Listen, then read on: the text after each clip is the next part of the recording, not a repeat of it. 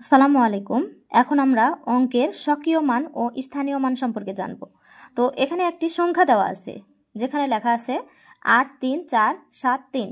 তো আমরা এটাকে উচ্চারণ যদি করি তাহলে কিভাবে উচ্চারণ করব? ৮৩,৪৭৩। এই মানটা আমরা কিভাবে পেলাম? তো এই মানটা কিভাবে পেলাম সেটাই আমরা এখন জানব।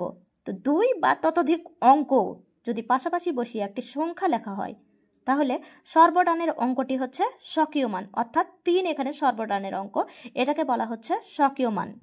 এর বামে অবস্থিত দ্বিতীয় অঙ্কটি যেমন 7, দ্বিতীয় অঙ্কটি এর স্বকীয় মানের 10 গুণ, তৃতীয় অঙ্কটি স্বকীয় মানের 100 গুণ এবং চতুর্থ অঙ্কটি স্বকীয় মানের 1000 গুণ। তার পরের অঙ্কটি ক্রমান্বয়ে আমরা বের করব। অর্থাৎ সংখ্যায় ব্যবহৃত কোনো অঙ্ক তার অবস্থানের উপর নির্ভর করে যে মান প্রকাশ করে তাকে ওই অঙ্কের স্থানীয় মান বলে। আমি আবারও বলছি, সংখ্যায় ব্যবহৃত কোনো অঙ্ক তার অবস্থানের উপর অর্থাৎ স্বকীয় মানে এই অবস্থানের উপর নির্ভর করে যে মান প্রকাশ করছে সেই মানকে বলা হয় উহার স্থানীয় মান। তো আমরা যদি এই স্থানীয় মান নির্ণয় করি তাহলে কিভাবে বের করব? একক 7টা হচ্ছে ওই স্বকীয় মানের 10 গুণ, এজন্য এটাকে বলা হচ্ছে দশক। তারপরের অঙ্কটি অর্থাৎ 4কে বলা হচ্ছে শতক। তারপরের অঙ্কটি যেটা রয়েছে 3, এটাকে বলা হচ্ছে হাজার। তারপরের অঙ্কটি রয়েছে 8, 8কে বলা হচ্ছে অযুত। এভাবে যদি ক্রমান্বয়ে আমরা আরো বৃদ্ধি এখানে মনে করি যে 3 অঙ্ক রয়েছে তাহলে 3কে বলা হচ্ছে অযুতের পর লক্ষ,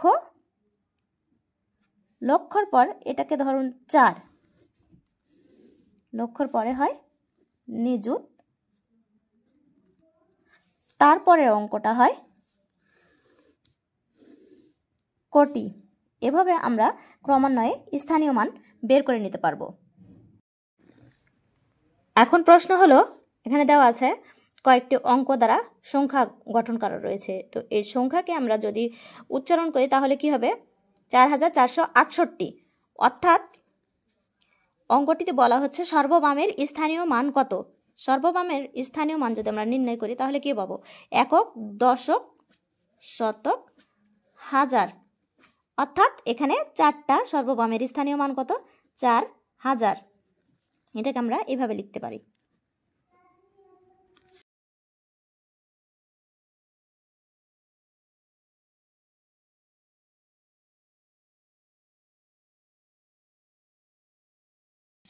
এটা আপনারা কমেন্টে জানান।